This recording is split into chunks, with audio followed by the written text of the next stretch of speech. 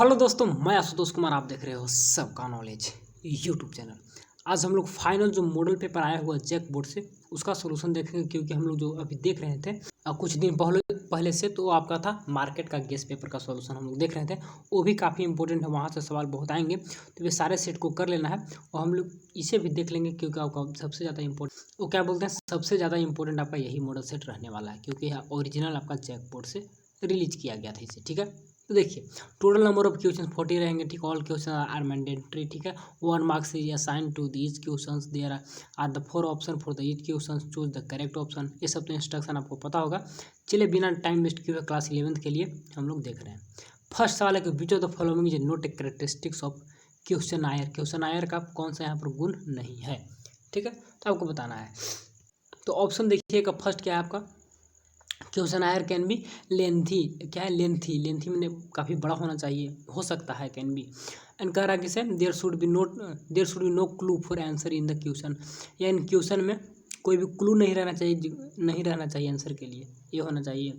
या फिर question should arrange in the general to particular. या क्वेश्चन ऐसा अरेंज होना चाहिए जो कि जनरल से पार्टिकुलर होना चाहिए। जनरल समझ रहे हैं ना, एक सामान्य से लेकर मतलब कि खास तक।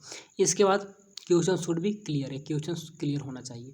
तो यहाँ सबसे जो यहाँ नोट लिखा हुआ है ना, तो सारे के सारे तो हैं, लेकिन जब नोट डाल दिया तो सबसे जो फर्स्ट ही है, ज़्यादा बड़ा नहीं हो सकता है क्वेश्चन आयर छोटे रहते हैं, उसमें एकदम सवाल वगैरह जितने भी रहते हैं तो ज़्यादा बड़ा नहीं, सिंपल।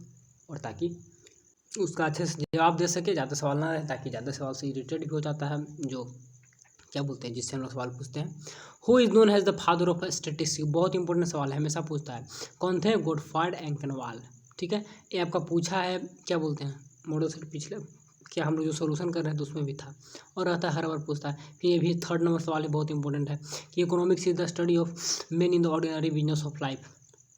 यानी कि ऑर्डिनरी बिजनेस ऑफ लाइफ जो हमारे सामान्य जीवन जी रहे हैं, जिसमें जो इकोनॉमिक्स है वो मेन का स्टडी करता है, मानव का स्टडी करता है। ठीक है, तो study of main in ordinary business of life. तो इस स्टेटमेंट किनके द्वारा कहा हुआ कथन है। ठीक, तो ये बोले थे आपका अल्फ्रेड मार्शल बोले थे। ठीक है, याद रखिएगा। चलिए इसके बाद which of the following statement is true regarding the open ended questions. Open ended questions, वही open end series I think पूछ रहा होगा। ठीक है, तो इसमें क्या होता है, डिफिकल्ट टू एक्सप्लेन करना डिफिकल्ट है। या फिर options of the answer are given, option दिए रहते हैं उसमें। या फिर there is equally in answer, answer are equal होगा। या फिर डिफिकल्ट टू स्कोर करना उसमें डिफिकल्ट होगा। देखिए ओपन एंड सीरीज है, तो ओपन एंड सीरीज कैसा सीरीज होता है, जिसमें क्या स्टार्टिंग में रहता ही नहीं है। यहाँ मान लीजिए समझिए कितना रहेगा, बिलो कर देगा ऐसे करके कि बिलो 10, और यहाँ पर क्या है पता ही नहीं, इधर ओपन है। फिर लास्ट में कर देगा ऐसे करके एबव, वही ना, एबव लास्ट में कर देगा 100, और 100 के कितना इधर है कोई गारंटी है नहीं। ठीक है, तो डिफिकल्ट टू एक्सप्लेन यहाँ पर करेक्ट हो सकता है, होगा वही होगा। ठीक है, चलिए what is mean by the range. Range का मतलब क्या होता है, तो फिक्स है कि एग्जाम में आएगा सवाल, तो क्या होगा, मॉडल सेट तो सारे कर लीजिएगा, यहाँ से बहुत सवाल देखने को मिलेंगे। Difference between maximum and minimum observation, range तो यही होता है ना। 6 नंबर देख लीजिए, classify the Indian population into the male and female. ठीक है, तो गुण के आधार पर हम लोग बांट रहे हैं, मेल और फीमेल कर रहे हैं, on the basis of gender. ठीक है, जेंडर के आधार पे। The example of which type of classification, किस टाइप का क्लासिफिकेशन होगा, तो आपका क्रोनोलॉजिकल तो टाइम के अनुसार होता है। ठीक है, क्वांटिटेटिव है ना, क्वालिटेटिव यहाँ पर है, तो क्वालिटी गुण के आधार पर ऑप्शन नंबर डी करेक्ट होगा। और सी में क्या, सी में आपका है स्पेशल, यानी कि स्थान के आधार पर, तो ऐसा कुछ होता नहीं है। चलिए what is the row heading in the table. Row heading को क्या बोलते हैं हम लोग, स्टब बोलते हैं, और कॉलम हेडिंग को कैप्शन बोलते हैं। तो रो हेडिंग याद रखेंगे, स्टब्स। ठीक है सॉरी। चलिए इसके बाद histogram can be drawn for what type of variable. तो हिस्टोग्राम तो ज़्यादातर कंटिन्यूअस के लिए हम लोग ड्रा करते हैं ना। हिस्टोग्राम में क्या होता है, जो सीरीज होते हैं, या तो आपका जो इंटरवल होता है, या तो आपका इंटरवल आपका कंटिन्यू इक्वल क्लास इंटरवल और unequal class interval. Histogram 2 type का पढ़े हैं ना, इक्वल क्लास इंटरवल और अनइक्वल क्लास इंटरवल। तो क्लास इंटरवल है, तो क्लास इंटरवल किस में होते हैं, क्लास इंटरवल तो हमेशा कंटिन्यूअस सीरीज में होते हैं। हमें यहाँ से 20 से लेकर 50 भी हो सकता है, तो इक्वल अनइक्वल हो सकते हैं, लेकिन ज़्यादातर कंटिन्यूअस सीरीज में हम लोग पढ़ते हैं हिस्टोग्राम को। ठीक है, तो option number 1 correct. What is the quotient obtain by dividing the sum of the value of the all the observation by the number of observation. तो बहुत ही सिंपल दिया, तो बचपन से पढ़ते आते हैं कि sum of the observation by number of observation arithmetic mean से बोला जाता है। ठीक है, चलिए, in the calculation of which type of average it is mandatory to arrange the data in the increasing order. Increasing order में arrange करना एकदम मैंडेटरी हो जाता है, एकदम जरूरी हो जाता है। तो यहाँ पे आपको बताना है कि इसमें मीडियन बनाते समय उसको जरूर अरेंज करना होता है, मीन या फिर जो भी। चलिए, विच of the following average divide the given data into 4 equal parts. 4 equal part में बांटेगा तो क्या हो जाएगा, क्वार्टाइल हो जाएगा। ठीक है, क्वार्टाइल हो गया। चलिए, इसके बाद what is the relative measures of standard deviation called. Standard deviation called क्या बोलेंगे उसे, coefficient of range, coefficient of variable या कोफिशिएंट ऑफ डेविएशन। तो इसमें से all of this what is the relative measure of standard deviation, तो सारे होंगे, ऑल ऑफ दिस जिसमें करेक्ट होगा। ठीक है, in which in the calculation of which of the following measures the absolute value of the deviation of the observation bye there average is taken. तो absolute value निकालते हैं किससे, average मानकर। तो अर्थमेटिक एवरेज मानकर तो क्या होता है, मीन डेविएशन उसे बोला जाता है। मीन डेविएशन का फॉर्मूला ही होता है क्या, उसका डिफिनेशन ही होता है कि एब्सोल्यूट डेविएशन का observation by the there average. सारे के एवरेज एब्सोल्यूट डेविएशन निकालते हैं, एब्सोल्यूट डेविएशन का एवरेज निकालते हैं। ठीक है, पिछले बार का सब्जेक्टिव में तो काफ़ी बना। तो एब्सोल्यूट डेविएशन जो एक्स निकालते थे, एक्स माइनस डी, तो सारे का सम करके फिर इसका जितना हुआ 5 को हुआ तो 5 से डिवाइड करते थे, तो उसका हम लोग एवरेज निकालते थे। तो मीन डेविएशन इसका करेक्ट होगा। तो इस पर तो ध्यान नहीं दिया गया क्योंकि ऑब्जेक्टिव था, तो बस केवल ऊपर ऊपर। ठीक है, चलिए, हम उतना डीप नहीं कर पाएंगे, बस ऊपर था तो क्या करना, कुछ है नहीं। बाकी नोट्स वगैरह तो सेंड ही कर दिए सारा का सारा। If the standard deviation and सारे नोट्स बनाए हो खुद से उस सब है। If the standard deviation and arithmetic mean for the data are the respectively इतना एंड इतना, then what will be the value of coefficient of variation. तो कोफिशिएंट ऑफ वेरिएशन का किस में दिया हुआ है, परसेंटेज में दिया हुआ है आंसर। तो डायरेक्ट यहाँ से निकाल सकते हैं, कैसे, यहाँ पे देखिए, यहाँ से परसेंटेज में है तो डायरेक्ट निकालिए what will be the value of coefficient of variation. Coefficient of variation के 10 वेरी कर रहा है।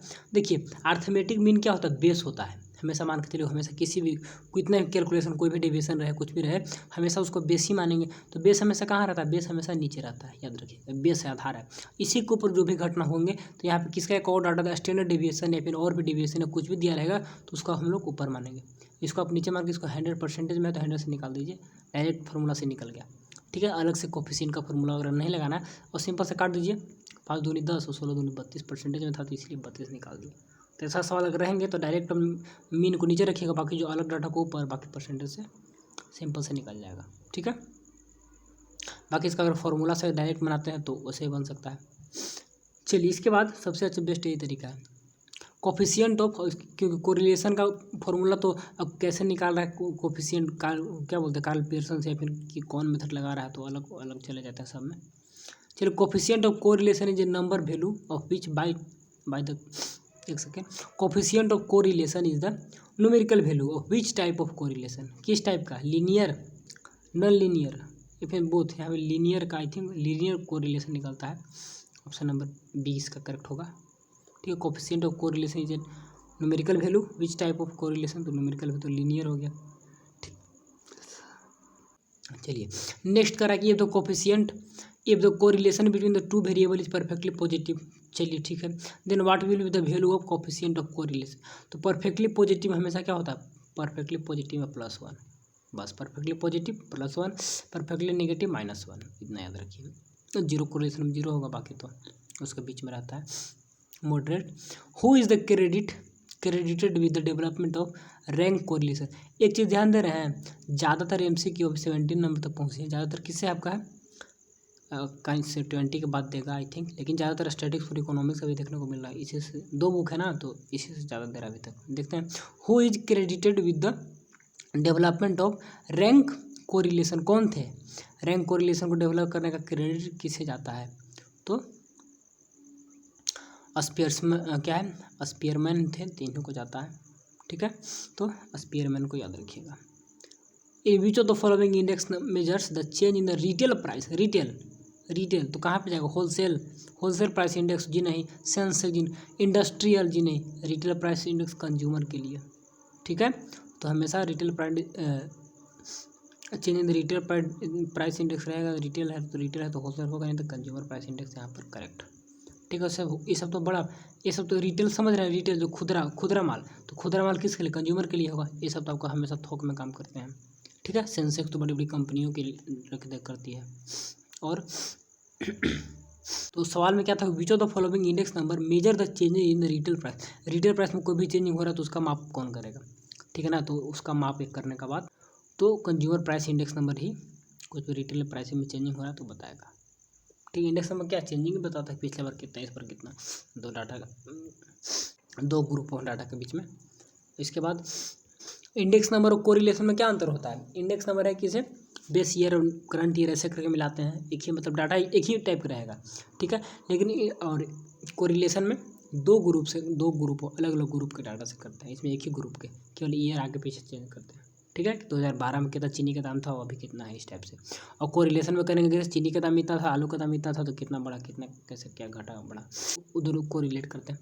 चलिए next, which is the used has the sorry, चलिए ठीक है, तो which is used as the weight in the calculation of Laspeyres index number.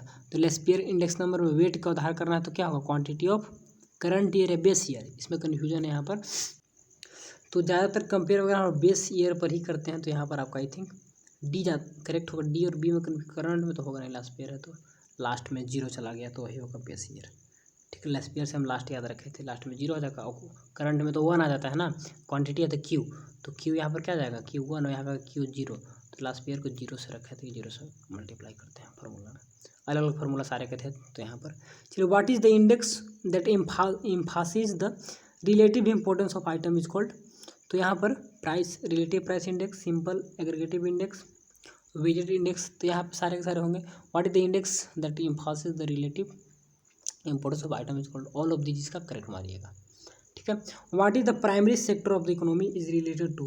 Primary sector क्या, एग्रीकल्चर होगा, इसमें तो बहुत सिंपल है। चलिए, इसके बाद in which year the planning commission format कब हुआ था, 1950 में। ठीक है, चलिए, what is the last 5 year plan of India, last 12वीं, ठीक है, 12वीं आपका लास्ट था। चलिए, जो कि 12 से 17 तक आई थिंक चला भी था। भारत में नई आर्थिक नीति की शुरुआत कब हुई। अब देखिए 20 तक आई थिंक था, 20 के बाद 22 तक था कमीशन। ठीक है, इसके बाद प्राइमरी सेक्टर और एग्रीगेट, BC तक था आपका, BC तक था स्टैटिस्टिकल, अब आपका इंडियन इकोनॉमी आ गया। ठीक है, पहले था स्टैटिस्टिक्स फॉर इकोनॉमिक्स। चलिए, तो 20 उससे रहेंगे, 20 आपका इससे रहेंगे, दोनों बुक आपके लिए इंपॉर्टेंट है। चलिए, 12वीं हो गया। इसके बाद 1950, 1991 में आपका LPG पॉलिसी, वही न्यू इकोनॉमी पॉलिसी आया था, तो ये भी हो गया। इसमें कोई इतना दिक्कत होगा नहीं, इसमें फॉर्मूला वगैरह नहीं रहेंगे, इसमें तो बस केवल याद है तो हो गया। What is the objective of the disinvestment का मतलब उद्देश्य क्या है, डिसइन्वेस्टमेंट का, to promote the financial discipline, बिल्कुल ठीक है, वित्तीय अनुशासन बढ़ाना, बहुत अच्छी बात है। टू हेल्प द इन क्या, मॉडर्नाइजेशन, ये भी सही है। इसके बाद collect revenue by the government, all of this, इसका क्या होगा, करेक्ट होगा। चलिए, अब विश्व बैंक वही है। In which year was the world trade organisation WTO establish, तो कब हुआ था, 1995 में। ठीक है, चलिए, इसके बाद है what is the main basis of livelihood for the rural population, agriculture होगा। ठीक है, चलिए, इसमें तो याद होगा ना, इंडियन इकोनॉमी में तो थ्योरेटिकल पार्ट भी याद ही रखना होगा। In which of the following country is the largest producer of cotton, cotton सबसे ज़्यादा हम लोग भारत करते हैं। ठीक है ना, महाराष्ट्र वाला रीजन में बहुत ज़्यादा होता है। कौन सॉइल में, ब्लैक सॉइल में। ठीक है, in which year the Mahatma Gandhi rural employment guarantee act pass, 2005 में। इनेक्ट कब हुआ था, 2006 में लागू हुआ था। ठीक है, पास हुआ था 5 में। इसके बाद in which of the following is not a human capital, human capital कौन नहीं है, तो इंजीनियर डॉक्टर सब तो हैं, कंप्यूटर कहाँ से होगा, तो फिजिकल कैपिटल हो गया। ठीक है, what is the human development, human development क्या होगा, एक इंड होगा, साधन होगा, या फिर साधन मीन, या फिर एक साध्य होगा, इंड होगा। इंड्स मैंने क्या, वांट्स, और मीन मैंने तो समझ रहे हैं कि संसाधन, तो वांट्स भी होगा, हम लोग चाहते भी हैं कि ह्यूमन डेवलपमेंट, और ये भी आपका उसका यूज भी है। ठीक है, तो दोनों होंगे। तो आपका दोनों हो गया यहाँ पर। ठीक है, चलिए, विच of the following factor is responsible for the transformation of India into knowledge based economy, तो कौन सा यहाँ पर जो फैक्टर है वो रिस्पॉन्सिबल है किसके लिए, भारत को बदलने के लिए, किस में, नॉलेज बेस्ड इकोनॉमी में। तो डेवलपमेंट ऑफ ट्रांसपोर्टेशन बहुत अच्छा, अर्बनाइजेशन ये भी सही है, डेवलपमेंट ऑफ इंफॉर्मेशन टेक्नोलॉजी सब कुछ सही है। तो ऑल ऑफ दिस इसका करेक्ट होगा। ये सब फैक्टर है जो कि भारत को बदलने में रिस्पॉन्सिबल है, नॉलेज बेस्ड इकोनॉमी बनाने में। इंफ्रास्ट्रक्चर कवर्स, इंफ्रास्ट्रक्चर किसे कवर करता है? तो बिजली को, सड़क, सिंचाई को, सारे को। तो ऑल ऑफ दिस। चलिए, in which year the regional rural bank establish कब हुआ था? 1975। ये भी आपका मॉडल से जो सोल्व हम लोग कर रहे थे वहाँ में दिया हुआ था। इंपॉर्टेंट सवाल है सब। चलिए, production of the rural labour force is क्या होगा? Than that of the urban rural force. तो कम होगा ना। अगर यहाँ का बात करें गांव में, लोग तो उतना नहीं करते जितना शहर में हो जाता है। लेबर फोर्स के काम हो रहा है, तो ये गांव में तो केवल एग्रीकल्चर में जो इंगेज वही रहते हैं, बाकी तो शहर में तो हर एक सेक्टर में लोग काम करते रहते हैं। तो यहाँ पे क्या होगा? इसमें लेस होगा। ठीक है, चलिए 36 नंबर बता दीजिए थोड़ा सा क्या बोल रहा है कि the employment of a person engage in the bricks making work is called, क्या होगा? आपका वेज लेबर है, ईटा बना रहा है तो मजदूरी कर रहा है ना, दिहाड़ी मजदूरी हिंदी में। ठीक है, रेगुलर तो मिलेगा नहीं, ईटा जब खत्म हो गया तो खत्म हो गया, सेल्फ एम्प्लॉयड तो है नहीं, उसका अपना तो है नहीं। ठीक है, तो इसके बाद आपका क्या है? नॉन इकोनॉमिक एक्टिविटी तो है नहीं, पैसा तो मिलेगा उससे, तो इकोनॉमिक एक्टिविटी हो गया। चलिए, विच among this is a non conventional source of energy. Non conventional यानी कि जो गैर परंपरागत, चलिए हिंदी दिया हुआ है, तो जो कि पहले से हम लोग यूज नहीं करते। तो क्या सोलर एनर्जी को पहले यूज करते थे? कभी नहीं करते थे। ठीक है, हाइड्रो थर्मल तो बहुत दिनों से हो रहा है, कोयल भी समझ रहे हैं, तो सोलर एनर्जी हो गया। चलिए, तो इसके बाद कह रहा है कि सर कन्वेंशनल हो गया, वो सब पुराना हो गया। विच of the following is a indicator of determination of health. Health को निर्धारित करने का, तो हेल्थ को निर्धारित कौन करेगा? हम लोग को इनरोलमेंट, नॉन ऑफ दीज नहीं। यहाँ पे दिया हुआ चाइल्ड मोर्टेलिटी रेट, बच्चा का मृत्यु दर, शिशु मृत्यु दर, तो आपको दिखाता है कंडीशन ऑफ हेल्थ या डिटर्मिनेशन ऑफ हेल्थ। तो बेस्ट है उसका ऑप्शन नंबर ए करेक्ट है। Why the organic manure is consider has the most suitable for farming. Farming के लिए सबसे ज़्यादा सूटेबल इसे क्यों माना जाता है?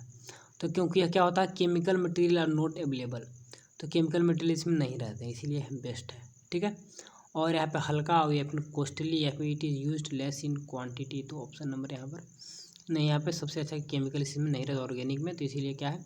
सूटेबल माना जाता है कि ये बहुत अच्छा है। चलिए, सार्क का क्या नाम है? सार्क का क्या संगठन या फिर कब इसका स्थापना हुआ था? When was SAARC form. तो सार्क हुआ था कब? ये कन्फर्म डेट इसका कितना है? आई थिंक लग रहा है कि 8 दिसंबर 1995, ऑप्शन नंबर ए। इसमें कन्फ्यूजन है तो इस लास्ट सवाल आप थोड़ा सा नेट करके देख लीजिएगा, या बुक में एक बार देखिएगा तो मिल जाएगा, तो नेट में भी कर सकते हैं। इसका डेफिनेशन सार्क है, इसका फुल फॉर्म सारे को दोनों को देख कर याद कर लीजिएगा। ठीक है, चलिए, तो 40 सवाल आपको लास्ट में छोड़ दिए आपके लिए, और एक दो में कहीं डाउट वगैरह होगा तो उसको थोड़ा सा नोट्स वगैरह बुक वगैरह को रिकॉल करिएगा।